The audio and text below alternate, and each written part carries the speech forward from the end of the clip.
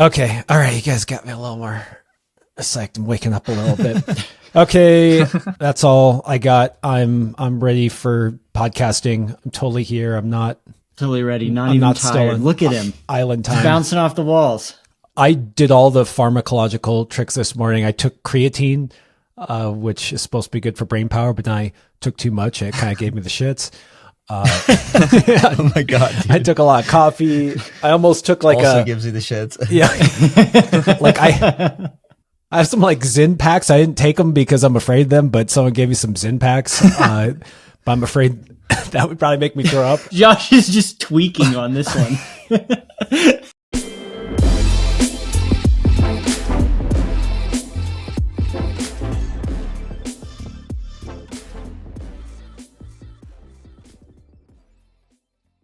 Good Temps crew, back together. How's it going, guys?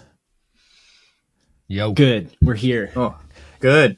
Great. I need that extra energy because I'm the one who's back from Hawaii, jet lagged. I'm fat and tan, and I haven't climbed in 10 days. And so I was hoping you guys would be extra excited. But I guess I drank the extra coffee. I'm here. Happy to be with you. I'm stoked. I'm here, ready to go. What do you guys think about taking just a normie vacation where you don't climb at all? I thought it was going to be fun. I thought I was just going to be laying on the beach and that's what I was doing. And it was not fun. 2 days in, that sounds it was not terrible. fun. I hate vacations, dude. I absolutely hate them, at least in that capacity. I always have to have something going on. But you said you went to Hawaii. When I went to Hawaii the last time, I was just like, I'm just going to go full into like surf mode, which I've surfed a lot in the past. I don't that much right now, but I like kind of surfed a ton starting in South Africa, maybe like 13 years ago. And when I went to Hawaii the last time, I like brought my boards over and I was just like, I'm just going to go like full bore. And like, I swear I like almost drowned a few times because I just went a little too hard. And I was destroyed the whole time we were there, just from like paddling and like just battling, with waves and stuff. And it was fun, but it was kind of cool. Like, it was like, all right, I'm just going to be active in a different way. Yeah. Last time I went to Hawaii, I did the same thing, but probably not that hardcore, but I still did almost drown. But I had kids this time and it was just about snorkeling and kind of like making sure they don't drown. And then I did stuff like go to a luau. I should post this picture of me just absolute American dream style basic tourist, like wearing a puka shell necklace, like a plastic lei, posed at the luau. And I had fun, damn it. I had fun, but then now I'm back and I just kind of feel like that typical American tourist and I'm missing the climbing. So I'm glad to be back with you guys. Not the biggest month ever in climbing news because it is kind of hot, but there was still a new V17 that happened. I mean, I feel like it happens all the time now. Will Bosi out there, Realm of Tor, arguably the coolest V17 that we've seen yet. Goddamn it. I did a terrible job. I wanted to explicitly not make fun of it, but then because we were laughing about it before, now I'm never going to get Will on the pod either. He's going to hear this and he's going to be like, Josh is a dick. No, it's cool. It's cool to dig in. It's still hard. It just might not be something that people buy a plane ticket for. I think you'd be surprised. I said that I did say that about Burden when it got put up. But I was just like, man, I don't know if that thing will ever see a repeat because I can't imagine someone flying over there for that with like really fickle season and whatnot. And now look where we are, like people doing multiple trips a year just to climb on Burden, which I mean, I get it, I guess, it's like took 10 years though. Like people, it just did. It wasn't quick. It wasn't like people were like raging on it like immediately. So it's funny, kind of the same with Terra Nova too. Oh man, dude, this whole podcast going to be about? We're there already. Limestone. About dumpy limestone. Dumpy limestone. No, okay. I started off by saying negative stuff, and I'm going to say positive stuff. I just think it's cool that Will is out there just continuing to climb unbelievably hard. Like, I mean, it was right there. He got psyched. We can say like it's not the most beautiful line or whatever, but he just still sieged it. He like put in the time and climbed something amazingly hard. I don't know what's going on in his life, but it wasn't like he put this on some pedestal where he flew across the world to do it. And, he just was climbing hard stuff. And I think the argument maybe you would make Carlo, but maybe I'm wrong, would be like, dude, Will, you're in incredible shape. Like, you're super strong right now. Like, go put your effort towards something that is a king line or a stunner or whatever. But I don't know. I still want to like give him props for climbing hard as hell. Yeah. Yeah. Will's an incredible climber for sure. Nothing to take away from him in that regard. It just doesn't get me psyched, those types of lines, and I don't think that it ever will. And I'd honestly I kind of set a rule at some point where I was just like, I'd almost rather climb in the gym than climb on stuff like that. And at least that's kind of where I drew the line for myself, But then again, it's like, we're all in different situations, have different things that get us motivated and stuff. And, that's just me. That's my opinion. It's not saying that everyone else has to have that same opinion towards those things. I just get pumped up by like really cool, inspiring lines and stuff. And some of those just don't strike me as like the most inspiring. So, and I've said it all along, like it was cool that we had Chris Sharma kind of pushing the limits for so much of my youth, because he just did a great job of picking out really incredible aesthetic lines. And I think it really does in some way help push the sport forward by having things be really aesthetic and interesting and unique. It may, in like certain aspects of difficulty with these types of lines on the limestone and stuff that we're talking about, like push things forward on a difficulty side. I just overall don't think it really moves the needle, at least for me and for the sport in general, personally. But, that's just my opinion. Obviously, people get motivated and inspired by different things, so take it as it is. Will, was it you that was saying something along the lines of the way the sport often goes is like people test these grades and they do it on easier, kind of maybe dumpier lines before taking it to bigger stages? If that wasn't you, that was some good insight. So let me just attribute to you. I don't think that was me. I don't want that. No, I think I lean more towards Carlo in this round. Like it'd be like me going to like the Black Hole in Morrison and like doing a limited 8C or something. Like you could, but like why? I don't know. I get the training part of it, and again, I like to see people make use of their backyards. That's just something I'm also into, but at the same time, it doesn't represent the same thing to me. I've always felt like one of the nice things about climbing hard is typically the harder climbs are quote unquote better. And I always thought about that as like, well, if it's that hard and you're going to have to spend that much time on it, then like usually they're good because it has to be that good for you to be willing to kind of throw yourself at it for long enough to do it and whatnot. But yeah, like Carlos said, maybe, people are motivated by different things. And I feel differently too when it's like somebody who doesn't have the means to like go out and explore and try other stuff, like if it's like just some kid that like can't get out of the country and it's just like, it's 10 minutes down the road and they're just walking down there to like, that's a different thing in my opinion than like somebody who has all the support in the world to be able to like go find amazing things, and I think it changes it in my mind, it's like they talked about some of like the early, British climbers that were putting up crazy hard things on the limestone and stuff. And that stuff was cool because a lot of those guys had like full-time jobs and they just didn't have the means to be able to like go explore and check out all of, these areas of the world. But when someone does, I'm just kind of like, go find some sick shit because it's out there. And that's the other part of it that I always find is like hard climbing and finding these really hard boulders that are also aesthetic. There's a rarity to it. It's hard to find something like that. And I've enjoyed that process of like,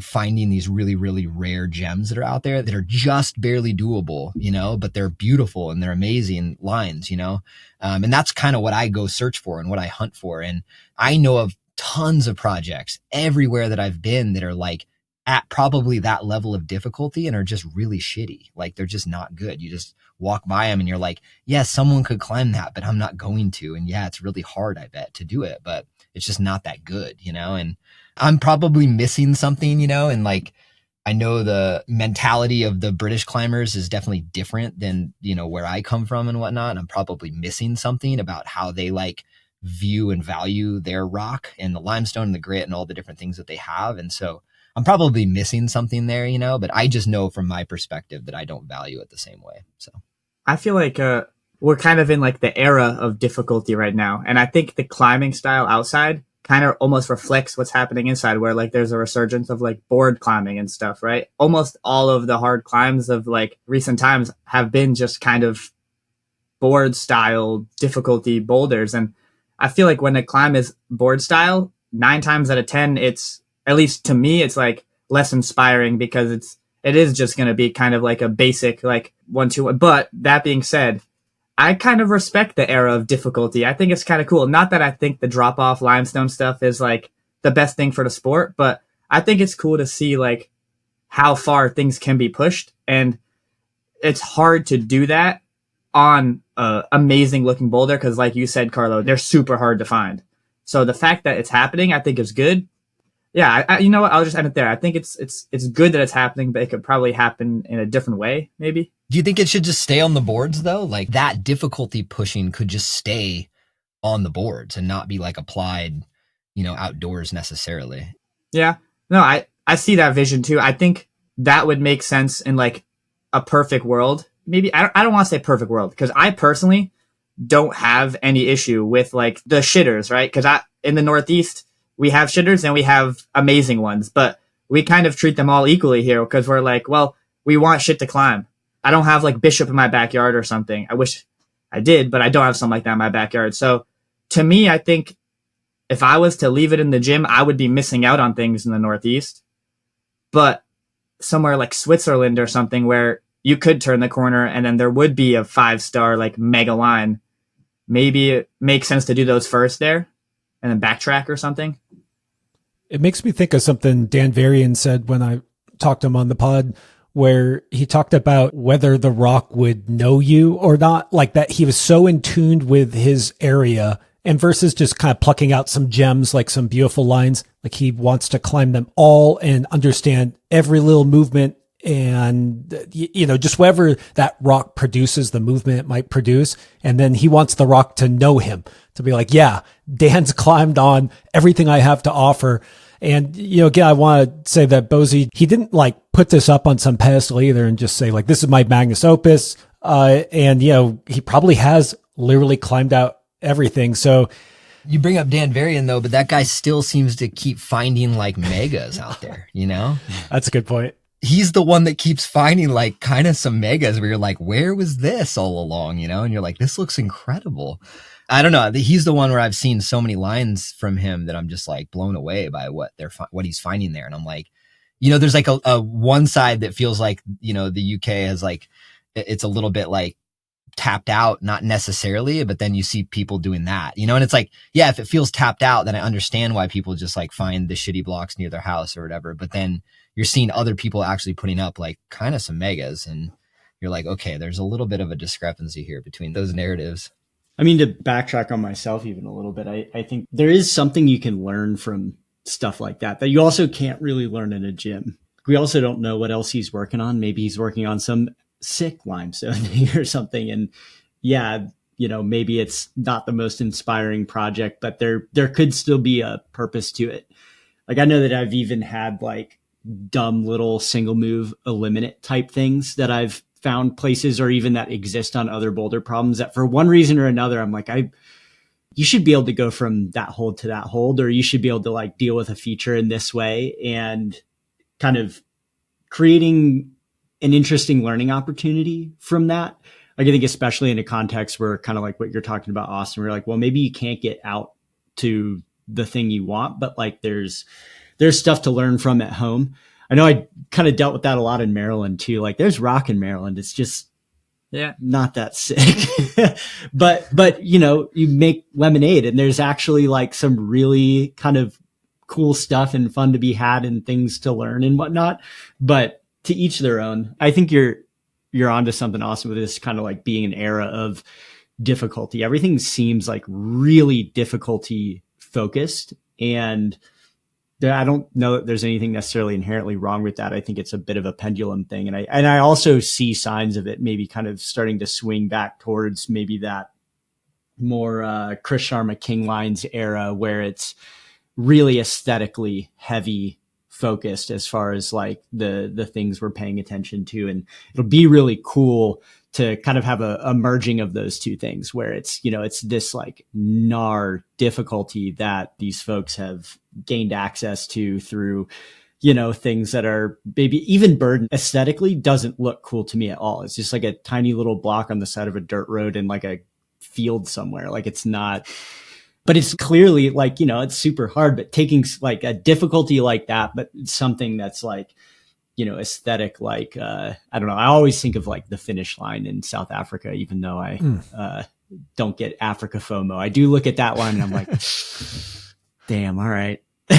Why are arêtes so cool? That's I think cool. arêtes just look so cool personally. I don't know. Hard I to love beat the a reds. Those are all good points from you guys. Those are all good points. I feel like I've never bouldered like in the UK, and so I feel like I might just be missing something. Maybe like, like every community and culture has its own kind of way of going about stuff. And like, I hesitate to like talk shit about that stuff sometimes. And even though I'm talking shit about it now, but, to some degree, but like, it's like, you could go over there and like start bouldering there and like, it can start to make sense in a way that maybe doesn't make sense if you haven't been there, and I think that's an important thing to like recognize. So I try to keep a balanced perspective on all of it for sure. And honestly, I'm stoked to go over to the UK and boulder. Like it's been on my list for a long time. I tried to make it happen like this spring. It just didn't work out. But, in the long term, it's like something that I'm prioritizing because it looks incredible over there. So, I mean, there's nothing wrong with just saying climbing for the sake of movement and power as an end unto itself is just fine. And I came out of gymnastics, and gymnastics is just some indoor sport where you put up like some metal bar. Like who gives a shit? Like it's just ugly in like a random place. And it's all about just the coordination and feeling of your body and the strength. But there's a beautiful dance to that. And I think Adam Ondra is more movement oriented than line oriented. And when he talked about Terra Nova, he did kind of diminish it, or didn't say, he was like, it's just some traverse, like in like the bottom of some random crag. But I remember him talking about how important movement is to him and how much he loves it. And that hasn't stopped him from climbing beautiful lines. And like, it's okay to let the pendulum swing, but maybe this is again why I want to go back to what Will Bosi put out there. He didn't say like, this is a fucking king line. He's just like, I did this. I mean, he has to put out media too. Like, he has to. That's his job. it's true. Yeah. Okay, let's not harp on this guy for climbing V7. How dare we just say negative things about it? Yeah. I don't know, man. Looks soft and shitty. That's where we're at. That's the difficulty age now, right? Isn't it weird that we would be a difficulty age when we're in an era of everyone has a beautiful camera? Like, you would think it would go the other way, where we can make lines look better and better. Anyone can make a real rock worthy video now in some ways. I mean, maybe the algorithm just isn't smart enough yet. And right now it's all like a keyword shit, and V17 is a keyword, but there's no keyword for like, look at this banging arête. Yeah. AI doesn't understand aesthetics yet. Yeah. I think people think that V17 means banging arête in some way, like people connect that, but I'm with you. I think you said this earlier, Carlo. It's just, when I think about what hard climbing is, it's to be able to walk up to anything that is cool and climb on it regardless of the grit. Like, that's why I always want to be better, is because I just want to be able to go to a boulder or a cliff or whatever it is and just say like, that one. Just, I don't know what it is, that one. For sure. Okay, let's go to high quality. Then we're just going to the other end of the spectrum. It's not Africa FOMO month. For me, it's Squamish FOMO month. I've just been seeing, my feed is blowing up, and I just want to shout out friend of the pod, Ethan Salvo, had quite a month where, I mean, he did freaking everything in the room. So he did Dreamcatcher, which is Dreamcatcher. I don't want to say anything more about it other than it's Dreamcatcher. He did Event Horizon, which is this like sit start or really low start to the classic room service or room service low, which I don't really know how much news there is about that. Like, Andy Lamb did it years ago without telling anyone. I think finally there was a video on it when he did a podcast with Sickos, and yeah, not a ton of news about that, except for it's amazing. It's just to the left of Singularity. And then he also did that thing where you jump onto the wall. Silent Menace. Silent Menace. Yeah. I always looked at that because I remember Mike Foley did it like years ago, and he was telling me about it. It just looked so thin and so hard. and just such a cool way to jumpstart. But I feel like people who haven't been to Squamish don't realize that all these things are like touching. Like you have to jump from the top of Singularity to the wall. Like it's literally like a jump start to do Silent Menace, which is this, Sick. maybe not a King Line 14C, but kind of a cool blank face. And what a start. Again, stacked on top of Singularity. To left of Singularity is Event Horizon. And then that is like where the start of Dreamcatcher is. It's all together. And so just beautiful place. Congrats to Ethan for ticking the room. Yeah, I think it should be mentioned. He did it in like 2 days. There's still room for a link up, you know, doing the Singularity into Silent Menace or something. Yeah, I was Two thinking pitches. Oh, damn. that. Yeah, can you stem out? I bet you can like stem out from the top of it. Yeah. No, but you could top it out and just immediately jump. Like it's literally right there. No it used to rest. be, but Silent Menace used to have a jug. So you used to jump over to a jug and then the jug ripped off the wall that you would jump to. And then now you kind of jump to this like flat edge that's kind of spooky to jump to because it like doesn't look like a hold when it's not chalked up. But I think it's still like decent to jump over to there, but it definitely got a lot harder. It used to be, I think, like 14A when it first got done maybe. And then it's now like 14C or something because of that. And I think some other holds broke up higher, but it definitely used to be a lot easier. So Is there a low start to Singularity? So there isn't anywhere lower to go, but originally it was done like with left hand on the kind of sloper jug and then right hand on the triangle pinch. It's like a slopey pinch crimp. That was how it was originally done. And then when Nale repeated it, he started matched on the low sloper jug thing, which makes a lot more sense in my opinion. Like not to take anything away from the first descent, but it's not a hard move. It's like literally just like a little reach, but it just makes way more sense. You have to start with a lot of stacked pads just to get up to that pinch and pull on, whereas the other one, you don't need much. So I tried that one a lot back in the day, as well as what became Event Horizon like a long time ago. And they're amazing lines. They're all incredible. And I think it's cool that Ethan was able to do kind of the whole range of stuff there. It's amazing. Incredible mastery of the area. So Ethan's room. He wanted to record a podcast in there, by the way. Oh. He was like, dude, let's record our podcast in there. When I was visiting him, he was like, it's got cool vibes. I was like, Yeah. okay, maybe next time. I was going to say, just so we don't miss it, Toshi did Singularity too. my dog Toshi, 2 days ago. hell So yeah. everything. That's Yeah. so sick. Okay, doing Singularity is impressive. He did Singularity, he said it was 27 degrees Celsius and not windy, which I think is like 80 degrees, high 70s, 80, I don't know, and not windy. I don't understand. Like, I just, Dude. You guys haven't climbed in Japan in the summer, man. Those guys are in tune with that stuff. That's why I train in Sacramento for the summer, man. It's because when the fall hits, it's like cheating. Dude. I forget who, a Japanese guy did paint it black in the summer. Yeah, Toru. Damn. Toru. Yeah. Yeah, oh my way goodness. back in the day. Yeah. Yeah. Toru's goaded. Yeah, he did Mirror Reality too. He did in the both of same them week. in the summer. And talk about two climbs where like, it'll be perfect conditions and I'll be like, it's not good enough, you know, to even consider doing those in the summer.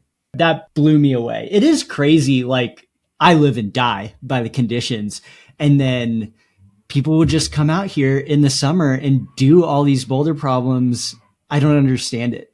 It's what you get used to, man. Living in Sacramento now Yeah. and being exposed to the heat more so than in the Front Range when I was climbing there. I have gotten way better at climbing in hot conditions. And granted, it's still, I think, really hard, but pretty much everywhere else I have a way better capacity to perform. What's when the it's trick? warm nowadays. You just have to do it. How do you deal with your skin? My body sweats less, and then I've figured out Huh. different ways to hold things and then utilizing friction even when you are a little bit sweatier. But I didn't ever expect that to happen, but I actually climb better now in the gym in the summer than I do in the winter. Like I stick better in the summer. And I've told people this and they're like, you're crazy. But there's some weird thing that happened after like a year or two, but there'll be days like when it's, 115 in Sac, which actually didn't happen at all this year, which has been amazing. But in the past, there was there'd be like a stint of really, really hot and just the cooling system in the gym can't really keep up. And so like I'd be in the gym at night and it's like, 85, 90 degrees in the gym and I'm just dumping sweat and I'm like having the best sessions like I've ever had. So I don't know what it is. It's weird. I don't know how I would deal with that. Even just last weekend was trying to do this like mantle thing that has a 2-finger pocket on it. And I grabbed the pocket and I was like trying to pull and I was like, I'm going to hurt myself. Cause like, when like your skin is too mushy and it doesn't really like lock on what you're grabbing, your output has to like go way higher to make up for that. I was like, I'm going to like strain a tendon or something. Michael just floated up it and I was like, I'll be back. And then I just anhydroled for a week, went back and like first try, no warm up, first pull on, just like swooped it and was like, oh, well, it's easy. I think that would drive me insane if I was like constantly dealing with the heat. Like I feel like I would get hurt, but maybe I'm being a baby. Come train in the humidity for a summer and you'll get used to it. I mean, there's something to be said for when you have bad conditions, you have to rely more on technique. Like you have to just like commit to those body positions even more. But I say that, but I avoid it like the plague. I mean, there's a reason why it's called good temps, not any temps. It's like I like it cold. I was just in Hawaii. I was just like, it's hot and humid, and I just find it kind of miserable. I want it to be cold and dry. Like, give me a sweater, dude. Like, I like sweater weather. I don't want. That's what I'm talking about. Respectable, yeah. I think for the Japanese climbers and like, the Asian climbers and stuff, just them experiencing that level of heat and humidity, like most of their gyms over there don't have, a lot of them don't have air conditioning and stuff. And I think they're just really used to like performing at a high level in those temperatures, and that's probably a huge reason why they all do so well on the World Cup circuit too, is because they're used to grabbing those holds in way worse conditions. Like the way Serrato sticks to some of that flat hold and fiberglass and stuff, where people are like, how is he doing that? It's like, it's because he's been training on that stuff in like horrendous conditions probably. And now that it's like a little bit sticky with a little bit of a breeze and drier air, probably feels like Velcro to him, he's like, oh, this is amazing. I didn't realize they could feel this good. Does this make you guys think that we just don't really know much about friction as a whole? Because I remember when I was young, we didn't care much about temps. And I remember climbing in the sun and you try not to, but not because we thought we would stick better, almost just because it's not as pleasant to climb in the sun. And now, we bring fans, we tape fans to the freaking wall. We care about humidity, but I wouldn't be surprised if there's a whole nother level that gets figured out over the next, Well, yeah, I mean, I've been pitching wet chalk for like years now. Come on, guys.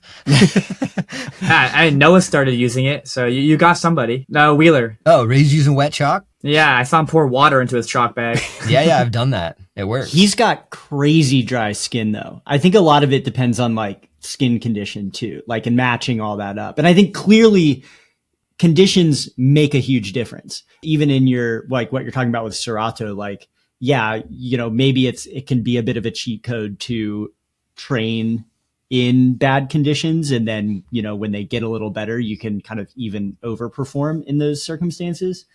But like I think it's pretty undeniable that it makes a huge difference. I've had like so many experiences of that. And I remember the first one was in horse pens actually, because I was in school. I only ever got to go climbing in the summer.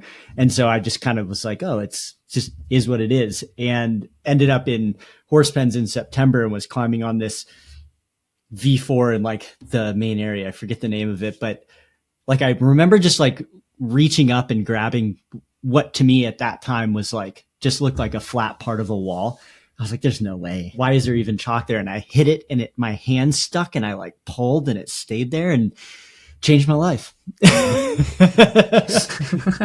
But this is why, like, I think of Squamish like that. I think Yosemite like that too. Like granite often too is like that, where I can't believe Toshi did Singularity in like 80-degree heat with no wind, because yes, like maybe it doesn't make as big a difference to people, but like if you looked at like the pool or the pool low or something in Squamish, there's like no holds there. And that Singularity crimp is heinously bad, like so bad. I don't know. Good job. I don't know what they're drinking over there. I got to give a shout out to Toshi too, because he's like a pretty good friend of mine, and I've spent a ton of time climbing with him over the years. Even in Japan, he like toured me around a bunch. But he's also a father. He's got a daughter and a wife, and he's like a business owner essentially. Like he he's like managing multiple gyms and stuff. And he's just kind of doing a lot in the Tokyo scene. And so for him to still be at that level, I think he's over 40 years old too. So for him to still be at that level with all of that stuff going on is awesome. So respect to Toshi. He's also just like a super good dude, super helpful, super nice. Like I met him in Colorado in like, I think it was like 2008 or 2009, like his first trip out there. And I've just like kept in touch with him ever since. And he's just a great dude. And it's awesome. So I'm psyched to see him still like performing at a high level. It's amazing. So. Damn. Yeah. What is his secret? That is a high level. Okay. Leaving Squamish, going to the big walls. Laura Rogora, absolutely insane trip to Gorges Du Loup.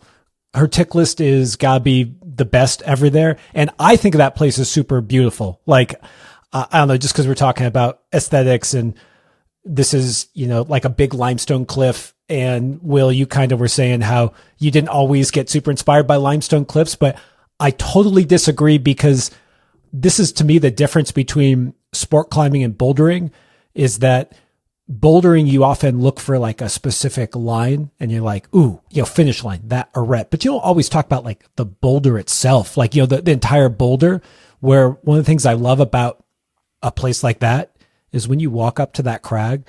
I mean, sometimes there is some line of tufas that you're just like, holy shit, like, let's go up that one. But honestly, it's like the whole crag is impressive, and that place looks incredible. And then she just did them all. Give us the full list. Run it down. Yeah, let's hear Dude, it. I copy pasted it here, but it's Punt X or Punt X 9A plus, fifth go. Kinematics 9A / plus. I don't know, just a check mark, a couple of goes probably. Just 2 fix 9A / plus, 6 go. Trip Tip Tonic 9A third go. I gotta say, I always had a thing for that route. I always wanted to try that thing. Just steep, powerful, sick tufa line. Acai XXL 8C plus / 9A, check. Ultimate Sacrifice 8C plus on site. Tango 2 Nick 8C plus second go, almost on site there. Total Eclatch, I don't know how you say that, 8C plus. 7 p.m. 8C on site. God, that I just was gonna pass over that, but that's still impressive. Hot Chili X 8C flash. That's a lot of hard climbing. I think all in 6 days. It can't be all in 6 days. I feel like I'm remembering that wrong. I don't know. Someone will fact check me. I mean, on a trip. Okay, whatever. Like, let's say like 4 weeks, 2 weeks. I don't care. And then she also won 2 silver medals at like recent World Cups too. So yeah, round of applause. Incredible on trip. One. She's on one. Yeah. That's crazy. 8C plus onsite is like, that's rare air for sure. Yeah, that's crazy. It's an insane amount of things to get done in such a short period of time. It's just like, to just not run into anything that's causing you any problems, and just to kind of like just clear through all of that fast is like, I mean, I don't hear of many male climbers doing that either. So I think it just puts her, just in the upper echelon of all climbers, period, which is always amazing to see. So I do have to like say one thing about Gorges Du Loup though, is that a lot of those routes are manufactured to some degree. Some of them more than others. I think there are some natural routes on that wall. I've been to the wall. I haven't climbed on it. I just looked at it in the summer one time, but there is quite a bit of manufacturing in certain parts of it. And I feel like it's important to emphasize those things, because there's different ethics involved with that stuff. And obviously in America, we try to steer clear of those things, but in Europe and in certain cliffs, they have a history of it. But I think it's good to just recognize it. So it's a beautiful cliff, but it has been messed with a little. I also want to say that I feel like that makes some of those on-site or quicksends, like, they're still impressive physically, but I do think that 8C plus on-site on manufactured, and like, it's something that never gets talked about with on-sites. Like, dude, it's so hard to on-site something with no chalk that no one ever climbs, and is like, maybe has like one weird, awkward, tweaky crux that versus like kind of a manufactured thing. Damn it. I didn't want to say why I keep saying negative things. I don't want to take anything away from it. It's so impressive. I'm so impressed. I don't want to talk down about that aspect of it, mainly because nowadays that's the norm, is that things are well chalked, well traveled, especially like classic hard routes. Like, it's hard to find routes that, don't have chalk and some ticks and other things going on them. So I'd say that you can't almost really even use that in an argument against anything here. And I think it's just extremely impressive, period. Like, it's hard to go find a route of that difficulty that doesn't have like chalk and other things on it that make it much, much easier to on-site. I think it's more just like practically impossible.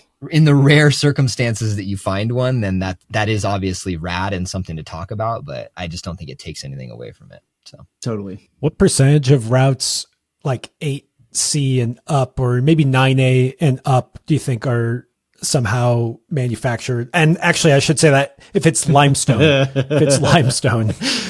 my guess would be in Europe, it's somewhere in like the 90%. Yeah. Unfortunately, in my experience, I'm not the most experienced with European limestone. I've talked to a lot of people about it. I think it's more rare. It's very rare on the limestone to have things that are completely natural, Yeah, I mean, even in the US. Even in the US, there are more, I think, mainly because we've just settled for not fucking with it too much, and then like having more fucked up roots in some way. Like they're not as fun, or they're uncomfortable, or like just like some weird cruxes and stuff. Whereas in Europe, there was a long history of like especially in Spain, like making things more progressive as they climb, and so they just made sections of the route slightly easier to make it flow a little bit better, and then like kept harder sections later on. Like there was definitely an intention to kind of cultivating the route in a certain way. And like, I'm not trying to point it out as like, this is bad, this is good, whatever. It's just the way that I saw it get done, and it kind of is what it is. I think for anybody listening, it's just important to like understand the ethics of the areas that you're in, especially if you're developing or cleaning or doing anything of that sort. And that's the most important thing you can pay attention to. I mean, even cliff by cliff, there are certain places that have like a much more stringent ethic, especially in the US. And then I've been to places that I've just packed up and left. I went to a cliff in Utah and was like, what is this? Like, this is gross. And I feel gross climbing on it. So I'm done. Like, I'd rather go to the gym. The ethic there is that you were supposed to bring a crowbar and a bunch of glue, and you didn't bring them. And so they're like, get out of here. You're not supposed to be here. But there's a whole new era of strong climbers. And yes, I remember that era of tons of manufacturing. And I also want to delineate manufacturing versus just gluing or reinforcing, which there can be a fine line, especially, God, I have seen some of those reinforced limestone. You're like, this is so reinforced that you just made a hold out of glue. Dude. But those are different. And there's a whole new era of young people who I don't know the ethic of all the top sport climbers that are out there putting up hard stuff, but I don't think there is into manufacturing. Like I think the pendulum has swung back. There is. Sorry, Josh. Okay, good. On the limestone, it's still being done, and it's being done on boulders as well. So not to like a crazy degree, but it is being done still for sure. I'm not trying to argue positive or negative. I'm just saying like it is wonderful to think of it that way, but it certainly hasn't changed to a huge degree, in my opinion. And I do think that that's going to be something that the next generations are going to have to take a hard look at and figure out where they want things to go. Like, do they want things to go in the same way that they've been going? Do they want to hold a harder stance on this stuff? Do they want to have more things to climb on? Like, what's kind of the goal? Because in all reality, the longer we've been climbing and the longer things progress, there's going to be less and less things to develop. It's like, it is a finite resource to some degree, And I think at some point you are going to have to start to like look at these caves and cliffs and stuff that are pretty chossy and don't really offer a lot, and figure out what you want to make of it. Or do you just leave it alone, Yeah. What do you want to make of it? Isn't that the hurricane? Like, I thought that was, yeah. Well, I do want to share one story that is on the other end of the spectrum, where I was talking to Ethan Pringle, and he bolted bibliography, and he said that it didn't require any cleaning, or like he didn't clean it at all. Seiyus is totally different from what I'm talking about. Seiyus is one of the few places that I couldn't find any glue or manufacturing. And that ethic there has been like really rad, mainly because it's bullet rock.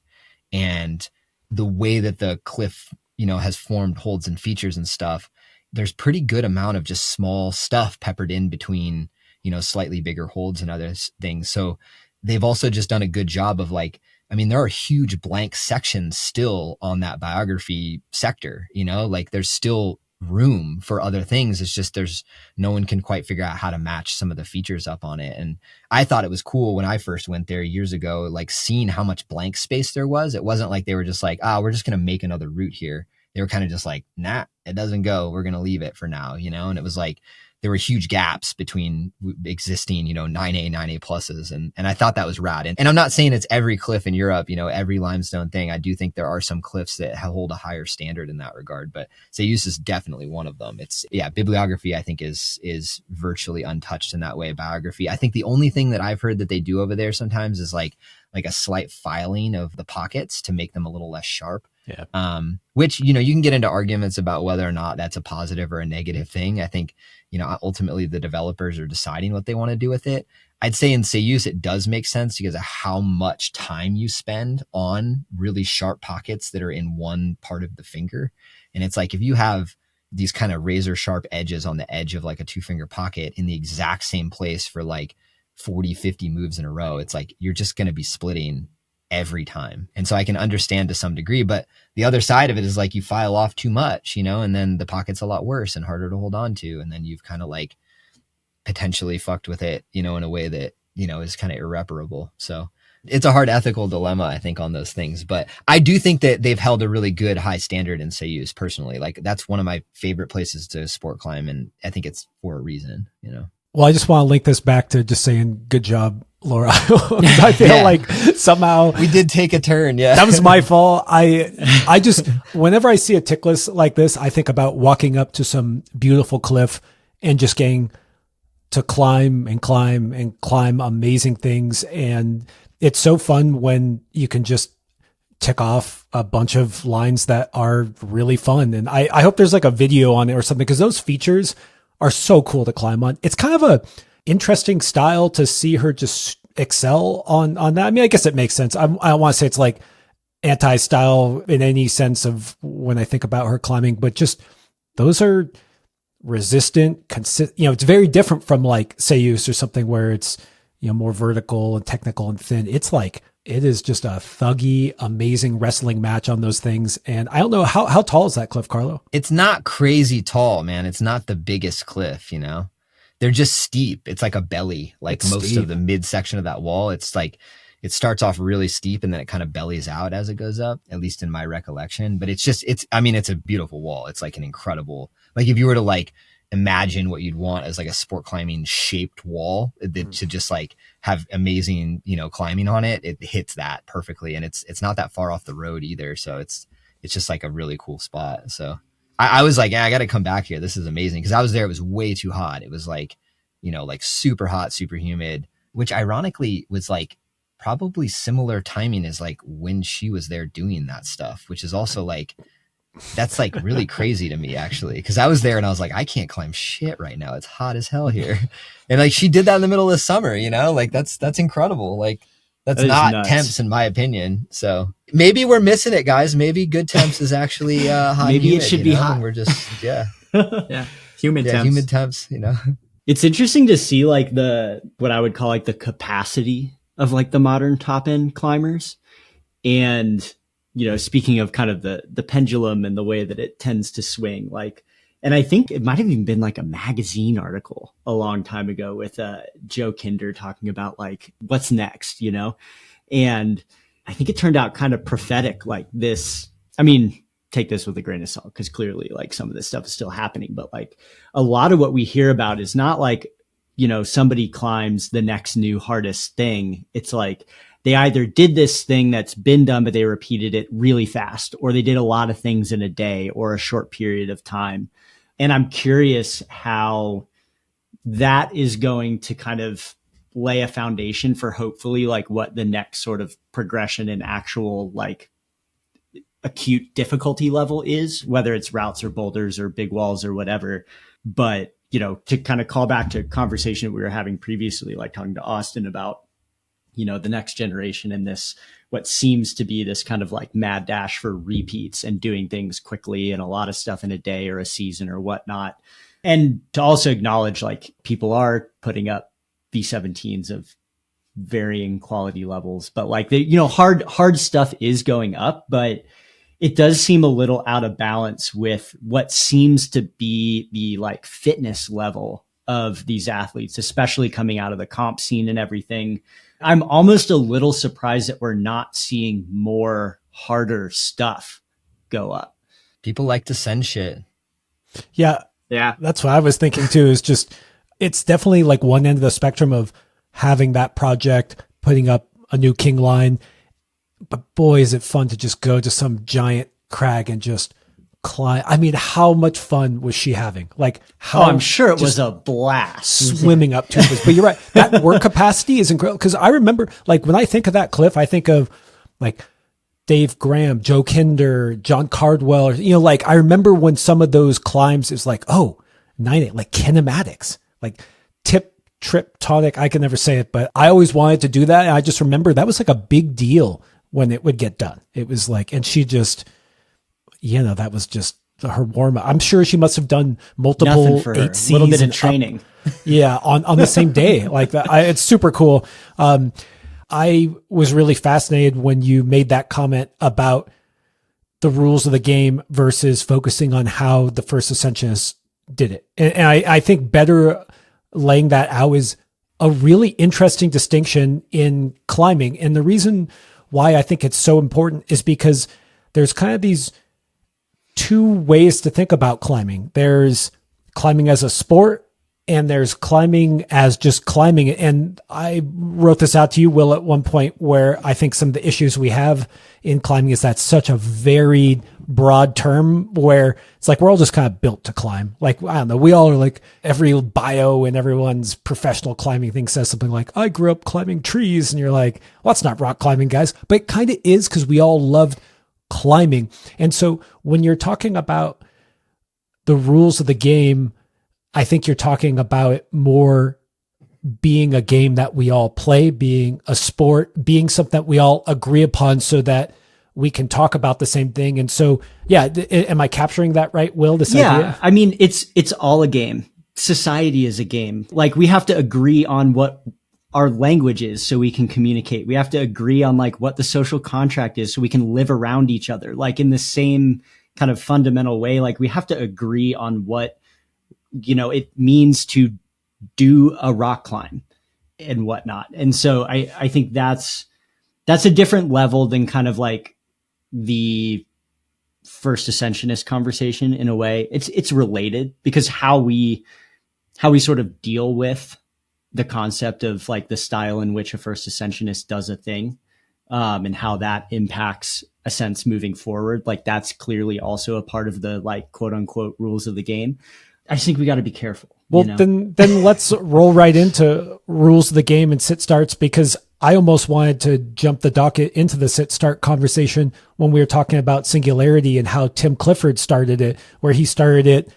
You know, he's like widely credited. Start. Yeah, he's credited as having the FA. I know there was some behind the scenes upsetness later on and arguments around that, but we still credit Tim Clifford with the FA of what we call the Singularity. He did that climb. He called it the Singularity. And so, you know, when we're talking about rules of the game and making this a sport, like that, the only thing I don't like about having to go down that route, Will, is then I feel like sometimes we have to be like, Tim Clifford didn't do the Singularity. Actually, I'm like, well, he did something really incredible and kind of opened up this line, whatever it is. And so that like sucks to have to be like, you aren't right. Like, you didn't do something cool. And so, yeah, I mean, let's get into it. I mean, I think there's always room for improvement. Like, I think one of the things that I think gets lost when we start talking about like the rules of climbing or bouldering is the idea that, you know, they're 100% fixed. Like, the rule book, pick a sport, changes every year, like depending on the way the game is played or whatever. And so I think that there's room to be like, yeah, Tim Clifford did the Singularity. He did it as a split start. The style was improved upon when Nale did it from the match down low. And like, Nale was the first person to do it from there. And like, that can just be the history of that climb. And if you go to climb that climb, I mean, it's my opinion that you got to match the most recent best style a thing has been done in or improve upon it. Like the idea of like kind of going backwards in style, I think is negative. I wouldn't want to do that. I think there's other consequences to that, especially when you get into other climbing disciplines. And I think it's most obvious when you think about like free climbing versus aid climbing, where, you know, an aid climb gets freed. And then if people go back and start hammering on it again, like you shouldn't do that, in my opinion. Like you're going to damage the rock, and like free climbing, I think is an improved style over aid. I don't know. Do people disagree with that? No, but what if someone solos sport climb? Should we rip the bolts? That's a good question.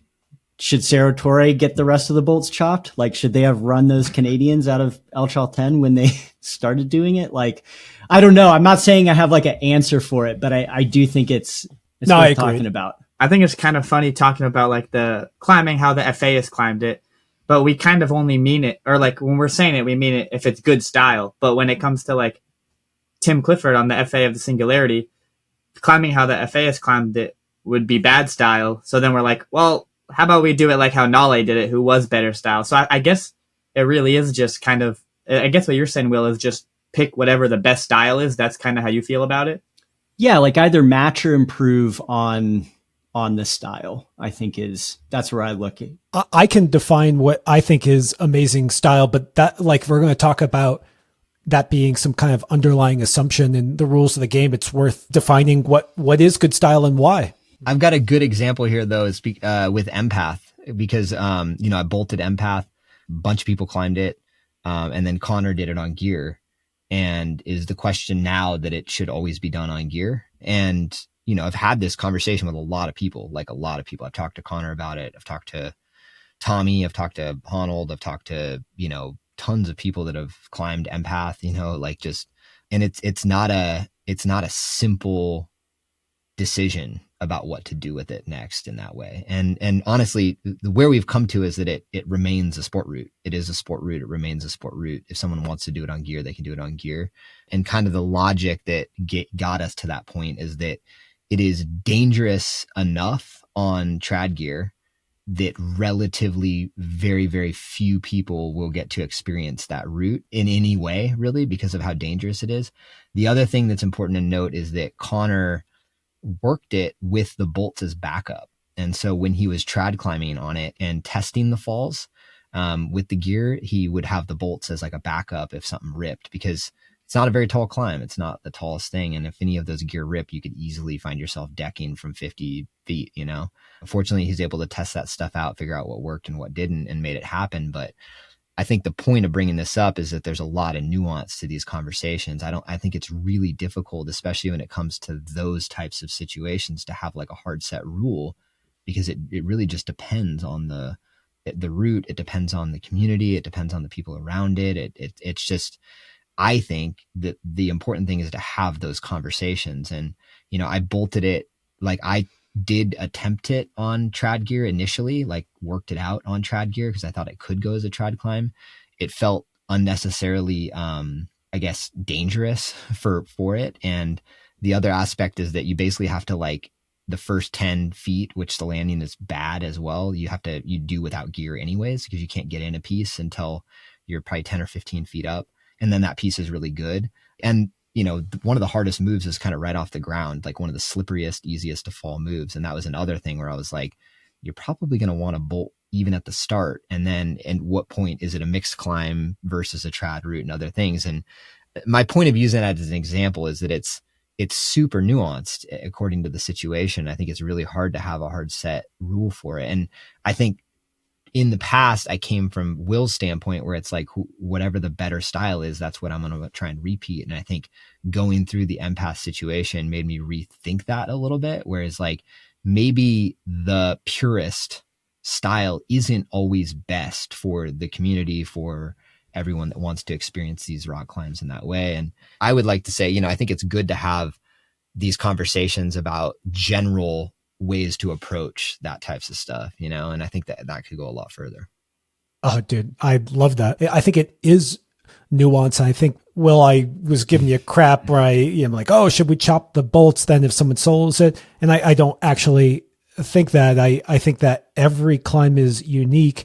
And this is a side that doesn't get talked about as much, is that developer and the thought process. And so hearing that, like, Carlo, you are really, really experienced and you went through all of these steps and you didn't just consider your experience. You considered Connor's experience, and then asked yourself, well, like, cause Carlo, empath is not far from me. It's something I've thought about taking a look at. If it was just gear, I wouldn't try it. And that would be a bummer. But then I can also argue, like, okay, now you take away the experience someone could just have if they only climb on gear and they didn't have the options on bolt. And like, there's always this nuance. And I think it's different for our sport than a lot of other sports, where the rule book may change, but it actually doesn't matter if it changes, because, a football field is 100 yards right now. If they change it to 90 yards, we would all still know it's now 90 yards. We'd have it written down, and that's that, where each climb is different. Is it chipping, or was that flake going to kill someone, when it ripped off? Like, I don't know. Hard to say. I don't know either. How do you ultimately end up making those decisions? And I brought up the aid and the hammering thing, because like, that's a situation where doing it in worse style actually impacts the ability of someone to do it in another style, where not chopping the bolts on empath, like, if you want to do it on gear, you could do it on gear ground up if you want, be really dangerous, but them being there doesn't eliminate like your ability to do that. There's a lot of climbs in the new that have similarly like been led on gear, even though they've been bolted for quite some time and whatnot. But then there's also places I've gone, like I remember one of the first times I went to Shelf Road, I was like, why are these number 2 splitters sewn up with bolts? I didn't compute, because I'd come from like a much more stringent traditional background. And we're like if there's gear there shouldn't be a bolt there. But, Shelf was developed as a sport cliff. No one's walking around with a rack over there to do those. I don't know. That's a tough one. I don't think that those should be bolted, but that's just me. I'm not going to do anything about it. But yeah, it's interesting. It just seems to me like you have something that the committee figures out through time and through discussions like these. And one of the things I was wondering is, have any of you guys done the fly or tried the fly back east? That, I don't know what you call it, V14 or 9A. Yeah, I've tried it. And it seems like now it's getting done more and more as a boulder. I'm not saying that they should then chop the bolts, but it's almost like when you have options there and you talk about it, and people can then make their own assessment. You almost start seeing like, well, if we look in the future and the next 100 sends of the fly, 90 of them is as a boulder. I'm not saying that doesn't mean you can't rehearse it or do it on a rope, but it's just kind of like us all fundamentally end up kind of agreeing, like, hey, for whatever reason, whatever technology is available to us, because when the fly was put up, crash pads were not as prevalent, and it's hard to rally 20 pads or whatever. So like, things may change, and I think you can just kind of almost have the discussion, and then see what the community ends up kind of settling on. For sure. And it's funny because the fly is such a weird example of this too, like specifically because some people will do it with a rope and then take a boulder grade, or vice versa. And then now it's even more confusing. And at the end of the day, though, that's kind of what, like, the beauty of climbing. You can kind of, as long as you're not changing it for other people, you can kind of pave your own path. The other example that I wanted to bring up is aid climbing on El Cap, because most of the El Cap free routes would not be possible if aid hadn't have happened before it. Mm-hmm. So I think it's a really interesting situation where you wouldn't be able to free, I wouldn't say all of it, but the majority of El Cap free routes wouldn't be climbable in their entirety if aid climbing hadn't have happened before. Like if you didn't have those pin scars. The pin scars and just other sort of ways that the rock has been altered through aid climbing over the years. Yeah, it wouldn't really fundamentally exist. I mean, a lot of it is pin scar climbing, like on certain pitches, and it's impossible to say it's if it's totally undoable. I think there would be free routes for sure. It's just that they'd be a lot harder and there'd be a lot less of them. And I think everyone would kind of agree with that. And to be completely honest, there are large chunks of the nose, the free version of the nose, that are just straight up chipped, like to link sections together. Like there's literally just edges just chipped into the rock to make it go.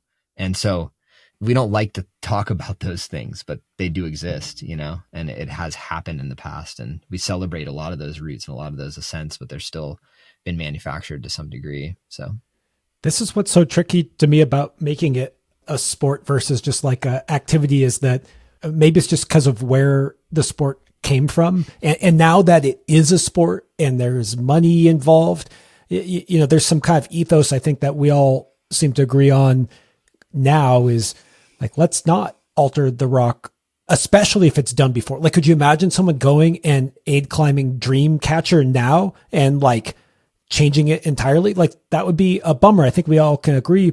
But I also could imagine someone making the argument, well, I'm never going to climb Dreamcatcher, but I love aiding and I want to aid that. And, you know, to now not let someone do that is kind of an interesting argument. But this is where like our sport is, it's a sport and it's maturing and there's money. And I don't know if we have these basic ethos and principles figured out. And I mean, you know, this whole discussion was supposed to be about sit starts, which is just like one minor, like little thing that we don't even maybe have a good idea around that. And we're going to come back to sit starts because I feel very strongly about sit starts. And I think that sit starts is one of the ones that I don't find to be that nuanced of a rule, in my opinion. And I do think the sit start in my mind should be eliminated, because I think it's like a poor starting point, I feel like. And it's a poor boundary to hold people to for climbs, because it just doesn't represent the general experience that everyone's going to have on a certain boulder in the fairest possible way. From a little bit of a historical standpoint, I grew up and low start, sit start were a bit synonymous. It was just like a sit start, I thought, was just a lower start to a problem. And it had nothing to do with actually sitting on the ground. Sit was more like sometimes you're approaching it because it's really short and low to the ground that you're going to be in a sitting position, but it wasn't like a hard set rule that you had to have your ass on the ground. And so that was a very American ethic. Like, it was never explained to me growing up that was the rule, is that your ass was the last thing to leave the ground.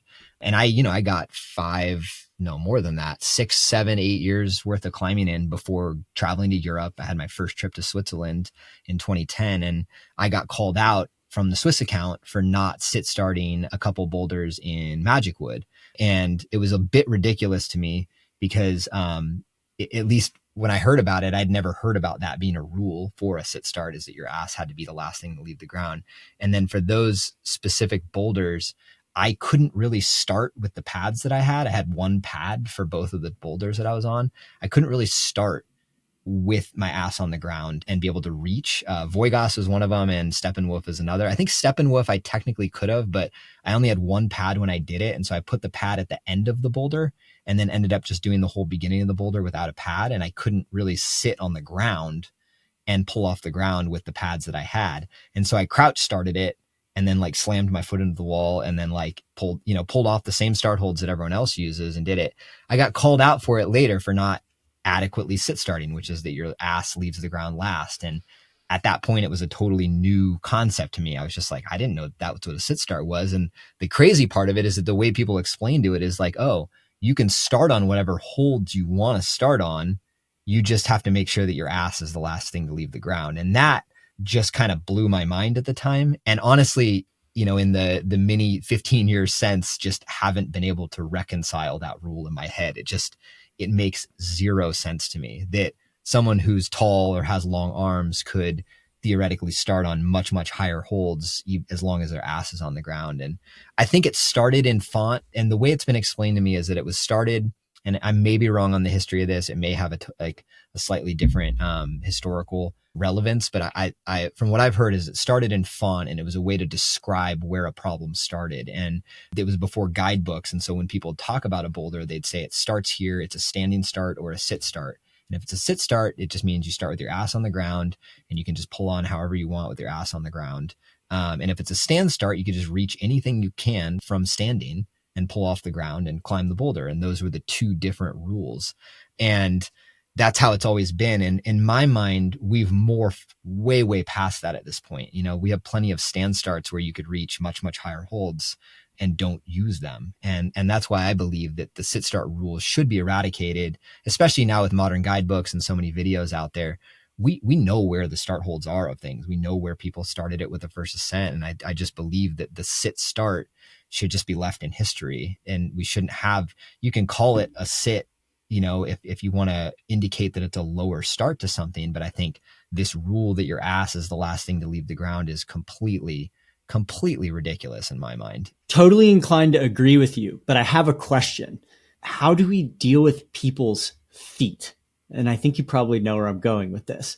Like, I think from the handhold perspective, I think you're right on. Like, I'm way more down to like designate a starting hand position. And like, if someone's 5'2" and they crouch started and I'm 5'10", and for me it's a sit, like, who cares? You talking about toe hooking? I'm talking about like toe hooking, like the concept of like establishing. Jamie Emerson on Dark Waters, I think, is the best example. That's one. Me and Mark Heel were doing Form Destroyer in Bishop, and he just like kicked his toes up. You know that thing? Oh, yeah, you can just do that. Super. It makes it like a V8. Yeah. Does he have to use another hold though on the problem to get his toe in place? Or can he get the toe in place from the start holds? That's always my question. I don't remember. On Dark Waters or whatever, you can't, I think you have to use another hold on the wall to get the toes in place and then go back to the start hold again. I feel like it's the same with Form Destroyer. I think you're right. Sure, you have to grab a hold to set So, it. but what about using the ground to serve that same purpose? I think that's fair almost. I think that's fair because that's what you're doing to place your feet below you on anything. So if I anyways, put you're one using the hand ground on one to of the get start it. holds, stiff arm the ground, and can like get my toes up to the lip of using your hand on the on the ground, ground. get my toes to like the lip of a boulder or something, and then tag the start and bypass an Maybe opening it's that sequence. your hands have to be on the start holds. And then are you allowed to jump off the ground with momentum to establish that toe? No, that's already been a set rule, and we know that. Okay. I'm just going through my list. No, I think that's a fair point. Yeah. Okay. No, that's a good list. I think momentum for sure. Kicking off the ground with any sort of momentum is frowned upon. And I think honestly, with enough momentum, I think it should be. We've talked about some examples of that just in our group chat and whatnot. And there are some examples of that out there of people using momentum off the ground, whether they're just too excited to get on the boulder or whatnot. But I personally think they got to go do it again, in my opinion, you know, if they've added momentum to it. I think same with like the way they've set up those rules for like World Cups and comps, you know, like you got to be established on the wall before you start moving forward. You can't just like kick your way off the ground to get going. And I think Josh even had an example of that, didn't you, Josh? Of me not Throw them under the bus. We're going to keep adding to your list of things that you thought you did that you actually didn't the real do. behind the scenes is me just sending videos of me climbing stuff, and then everyone being like, ooh, yeah, sorry about that, Josh. But Josh's 8-8 tick list is getting smaller and smaller. Gotta delete that one. We keep setting rules. What's interesting about this, so the way that the IFSC gets around it is they're designating foothold. Like there's 4 pieces of tape. The old ABS rules are a lot more like what we're talking about, which was there were hand positions, and then you had to establish on the wall, no momentum, and then you got to do whatever you wanted to do. And that rule in ABS, that always felt to me like this comes from climbing outside, like, because this is a proxy for doing that, us climbing here in this gym. And then I remember originally being exposed to like the IFSC competitions and being like, what? You're telling me where I have to put my feet? Like, this is lame. But as I kind of like watched the competitions, I started kind of understand the utility of it. And I actually really am into it. I think especially for competition climbing. But at the same time, like, I don't think that we should define people's foot positions, but I do think that that kind of old school ABS style rule around momentum and the concept of like establishing is something that we probably ought to hang on to. And yeah, like look through that lens when we're kind of assessing bouldering. That's a fair point, Will, but I do want to point out with the IFSC rules, I agree that it is a useful tool to have the feet designated and the 4 points essentially. That being said, I think the route setters don't use it well. Like, because I hate seeing someone pull on the problem and then contort themselves in some fucking weird way to touch all 4 points, and then they start the problem. It's like the stupidest way to start something I've ever seen. And it just eliminates all flow from pulling on a boulder and like getting going. In that way, it's in the route setter's hands to make sure that they're not setting up start positions that do that. It should be very like natural to pull on, set your 4 points and go, rather than being like, oh, I'm going to contort myself in this weird way to get that 4th point on and then move forward. So I think the rule is probably good. It's just how it's been used and how route setters have kind of set with it that I take, issue with. Okay. It sounds like the real like underlying ethos is the best style. There's that word again, is to pull on, make sure you have no momentum, and you're starting with your hands the same place that the problem starts at, and then generate movement. Mm-hmm. And that all sounds great to me. And I totally get it, although people can look at some of my clients on my videos and we'll see what you guys think about that. I appreciate, Carlo, when you said that, sometimes you just pull on so psyched that you just make the move. And that was more me. I wasn't trying to cheat anything. But I was thinking about when you start on, let's say it's like a slopey undercling, like you're kind of like, you guys ever kind of like rock into like the start position on undercling, like kind of stand up into it, like, what I mean, where you almost kind of like rock in, then you're on, and then you pause and go. But the idea of kind of like doing a move to like get established, then stopping, then going, that's kind of what happens on IFSC boulder problems, right? It's like you jump on, pause, and then go. To me, I think when you're like using momentum to get into the start position, I think to me, that feels fine because you're still starting on the start holds, you're pausing, and then you're going. And I think that's totally fair game because it's not like you're using the momentum to get yourself higher or like excel on the route. You're just using it to get into the start. And I think that kind of ties back to sit starts too, where it's like, maybe I can't reach my foot where it needs to be from the ground, so I have to jump into it. I think the other important thing about the swing stuff is like, how many swings do you give it? Because like, if you pull on and swing back and forth like 5 times, did that really help with like the momentum generator? Or would you have just like gotten there eventually, Like if you pull on and go right away, I think that momentum helps. But if you pull on and swing back and forth once or twice, kind of negating it. You can also create momentum not by even pushing off the ground, but if you place your foot basically to the side, horizontally to the side of where the start holds are, and then you pull off the ground with your legs to one side, you're already creating momentum back because your legs are going to swing back, and then you've already started that momentum. So it may not necessarily even be a kick off the ground. I feel like as long as you give adequate time to show that you're not using the ground to like your advantage, then that's the main thing. But there are situations that we've all seen where, they're kind of using the ground to like get to the next hold very quickly after essentially establishing, or at times it's really hard to even define a moment where they're established on the start holds between when their foot's off the ground and when they've made contact with the subsequent hold, following it. And I think that's the issue. And you need to, depending on the problem, need to have the most amount of time, within reason to show that you are in control of and established on the start without using the ground to your advantage, essentially. What about like the classic one hand start, where you pull on with one hand and then go to the next hold? I did that on the dark side. I think I touched the wall, I think below the start hold, but I didn't start matching on the rail. But like I started it as a sit start, even though I don't believe in sit starts, but I couldn't really reach the upper part of the hold from that position. For me, it was easier to start sitting because it was just like a more static position to like place my feet and pull off the ground. But I couldn't bring my right hand up at least comfortably to like match before I pulled through. And I wasn't about to like pull up, match the hold, and then move over, So I was like, this is the start. So I think that one's I'm a little bit up in the air about it, but I think it's mainly about what that other arm is doing and like how it's interacting with the ground and, if you're using the ground to your advantage. So the classic Southeast example is God module, yeah. like there are climbs, I think, that sort of people kick off the ground. Yeah. And in those instances, like making kind of the extra effort to be like, I'm still, and then move is like, it's nice. I did that one and I paused, but I actually, in the video of me doing it, you can't see my other foot coming off the ground.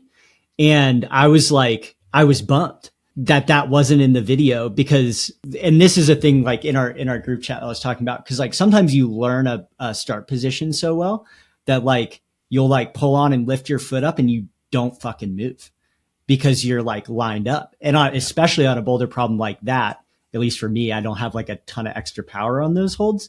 Like a lot of me learning how to do it was learning exactly where to stand to where I could pick my foot up and nothing would move and then I could generate. And so I like almost didn't want to post that video just because of how notorious that climb is and the fact that you couldn't see my other foot on that attempt.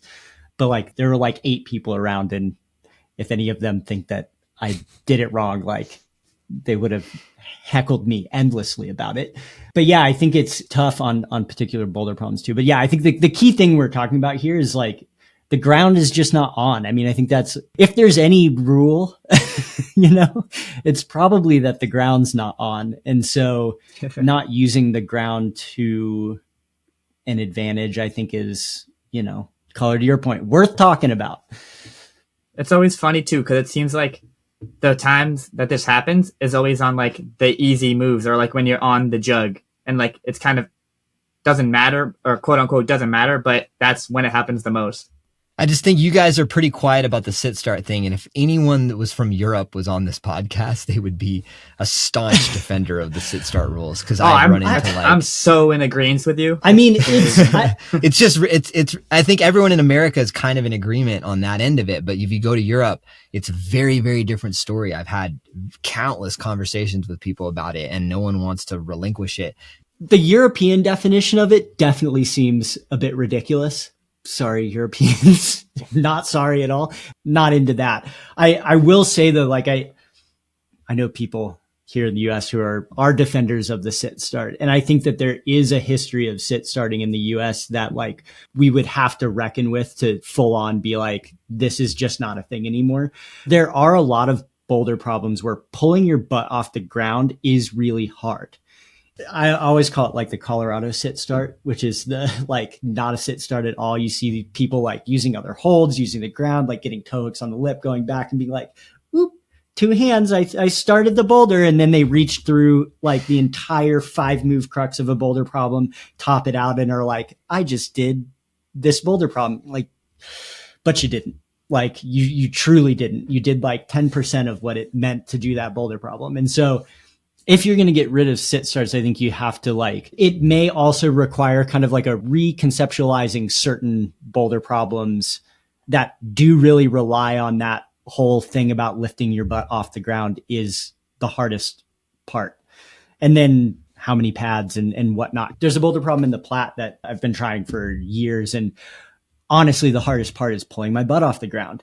And like I've been trying, I like leveled the ground with some rocks so that it wouldn't erode, so that people couldn't be like, oh, well, it's eroded. Actually, I should stack 3 pads up in order to sit start. Like, nope. There's like the rocks are going to be here from the FA onward. And then like there's 1 pad, and I've been trying to do it with 1 pad, but pulling up off 1 pad's really hard. If I put 2 pads under me, I do it every time.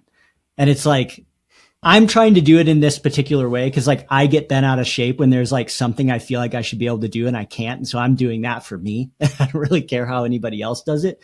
But I think those are the kinds of boulder problems that I think people will bring up if you were like, okay, like we don't do sit starts anymore. You can crouch start anything you want. Like the only rule is start on the start holds, establish with no momentum, carried into the first move, and then go on. I hate the rules of the game. I hate this stuff. I do.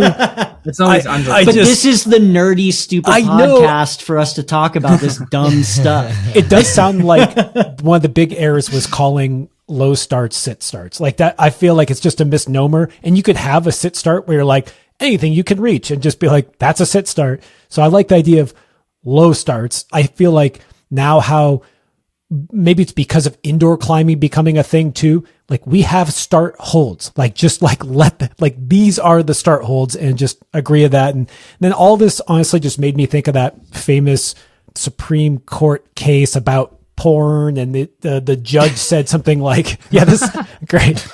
Are you going to bring this back around, Josh? Oh yeah. Don't worry. Is this the cold open? Jesus. Didn't have the word porn on my bingo card for good temps.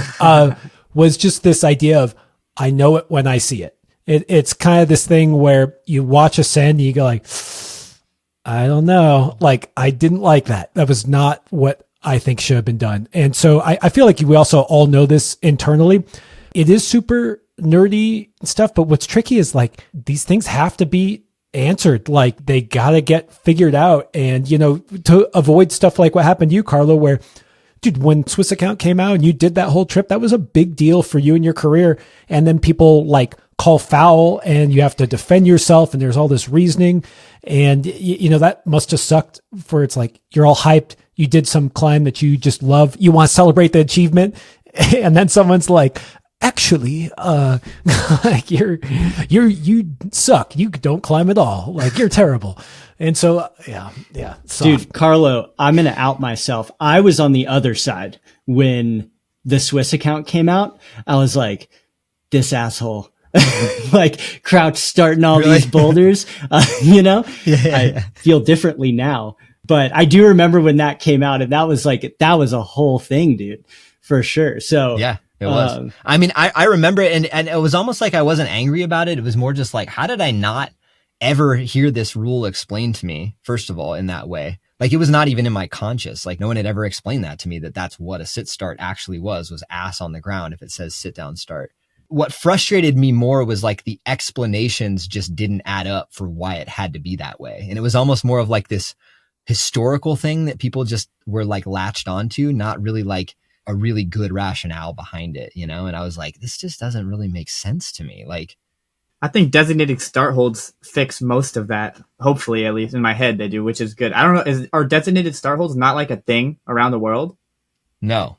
Wow. Not always. Because I was going to say, when I grew up and watched your Swiss video, like, and to me, there was nothing wrong. I noticed nothing. I was just like, oh yeah, sick. He did all the boulders, right? Because I was the same way. I was like, that's what a sit start is. You just start on the start holds. And if you have to squat, you got to squat. No, I mean, historically, there was a lot of places, and I think Font is definitely one of them, where a sit start, you can literally just pull off the ground on anything that you can reach, basically, from a seated And Carlo, remember that climb when we were in Font, climbing on some random circuit? It was supposed to be like a 6B boulder, and you ended up pulling on one-handed on the slopey arete, totally like a 7C move or something. Like it was just burly. And then I went back and I looked at a video and someone just kind of hopped up and grabbed the jug. Like they just kind of like stood up and grabbed the jug, and that was the beta. Like there was no way what you did was 6A or whatever. It was 7C at least or something. And yeah, sure enough, that was like the stand start. You actually had to hop and you just had to like intuit that somehow. Jump starts kind of fall into the same thing, and I had that experience in Font this last year as well. There was a jump start on, it's like Le Pilier du Désert. I'm probably pronouncing it terribly because my French is awful, but there's a jump start. The 7C Plus is a jump start, and I watched videos of people climbing it, and the taller climbers just pull on, like they don't have to jump. And I have to jump off the ground to grab these two like slopers that are really close together. And I swear, the jump and stick, the start holds, was twice as hard as the rest of the boulder problem for me. It would be like 10 tries of slipping off the jump start, because it was pretty big jump for me. And then when I'd stick it, I would like just barely miss like the last move. And then I think second try, I'd sticking the start holds, I did it. And then to see people take the same grade, or at least like call it the same problem, that are tall enough to just reach up and pull on. And I'm like, this is ridiculous. The other ridiculous thing is that there's a boulder behind it that you could easily I could just step like 1 foot up on the boulder and like pull on, and a taller climber can step off the ground, and they're like, no, you have to start on the ground. And I'm like, these are the stupidest rules imaginable. And then I was like, you know what? I'm just going to climb the low start, because fuck all you guys, you know, like I'm tired of this shit. You know? You go other places and some other boulder is on and is like explicitly a part of that boulder problem. Limestone traverses aren't sounding so bad anymore. I was about to say, maybe we've talked ourselves full circle and there's like some room for this local color or whatnot. But yeah, it's pretty funny. Probably. Yeah. Then you're like, why are we doing this again, guys? Yeah. Like, what are we doing out here in the woods? Like, I'm gonna go get some golf clubs. We have other things better. Exactly. We'll see y'all later. We're all gonna play golf now. We couldn't decide on any rules, so we've just quit. We don't even know we quit. That was the easiest way.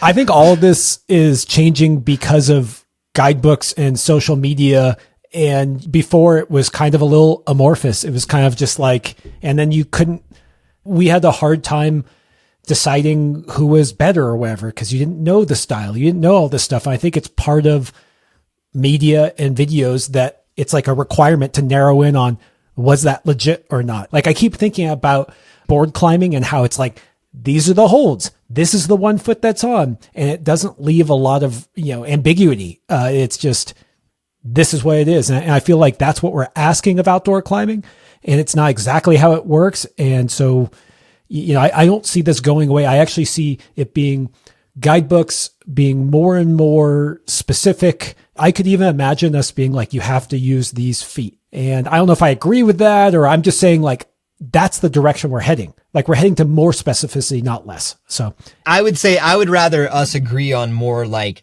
strict general principles rather than strict specific principles, at least. Yeah. Like just echoing what you're saying, like I'm not necessarily in favor of like, you have to use these feet, but I do think we should get stricter on like the general principle and the general rule of like what a climb is, but maybe not like, we don't have to agree on like every little specific thing, of how it's done or how it's, applied. Cause that takes a lot of creativity out of like beta and other things. Oh yeah. Don't get me wrong. Which is a great I'm part not of climbing, psyched on necessarily what I'm saying, because that's what makes good climbers is you go, you use that foot. And they're like, how did you even come up with the idea to put your foot over your head like that?